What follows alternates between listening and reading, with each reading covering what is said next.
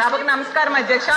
అమ్మా ఆపండి అమ్మా. యాక్చువల్ గా ఐటీ కంపెనీలు ఇతర పరిశ్రమలకు జరుగుతున్న భూ కేటాయింపులు, ముఖ్యంగా విశాఖపట్నంలో జరుగుతున్న భూ కేటాయింపులు అయితే మాత్రం చాలా విమర్శలకు దారి తీస్తుంది అధ్యక్ష. విశాఖపట్నం అనేది మన రాష్ట్రంలోనే కాదు, దేశంలోనే కాదు, ఆసియా ఖండంలోనే అత్యంత ఫాస్ట్ గా డెవలప్ అవుతున్న సిటీ అధ్యక్ష.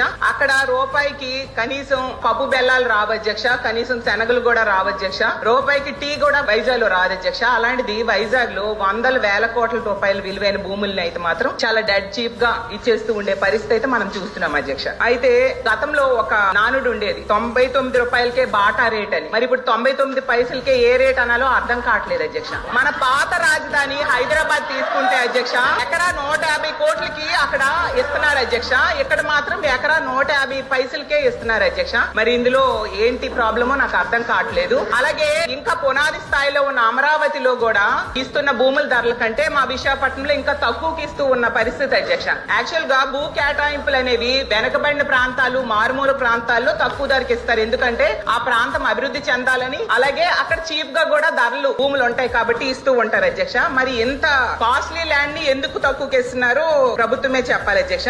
ఇంకోటి ఏంటంటే ఆ టీసీఎస్ కి 99 పైసలకే ఇచ్చామనేసి బాగా బ్రాండింగ్ చేసుకున్నారు, మంచిది అధ్యక్ష. అయితే టీసీఎస్ అంతకి ఇవ్వాలని డిమాండ్ చేసిందా లేదా ప్రభుత్వమే ఆఫర్ చేసిందా తెలియదు కానీ అధ్యక్ష, ఐటీ కంపెనీలకు ఇస్తామని చెప్పి రియల్ ఎస్టేట్ కంపెనీలకు అయితే భూములు అత్యంత తక్కువ ధరలకు అయితే ఇచ్చేస్తున్నారు అధ్యక్ష. ఇప్పుడే చెప్పినట్టుగా రహేజా డెవలపర్స్ కి 99 పైసలకేమో 27 ఎకరాలు కట్టబెట్టడం జరిగింది అధ్యక్ష. అలాగే అడ్రస్ లేని వర్సా కంపెనీకి డెడ్ చీప్ గా 3,000 కోట్ల రూపాయల భూములు కట్టబెట్టాలని ట్రై చేశారు అధ్యక్ష. అలాగే అడ్రస్ లేని వర్సా కంపెనీకి డెడ్ చీప్ గా 3,000 కోట్ల రూపాయల భూములు కట్టబెట్టాలని ట్రై చేశారు అధ్యక్ష.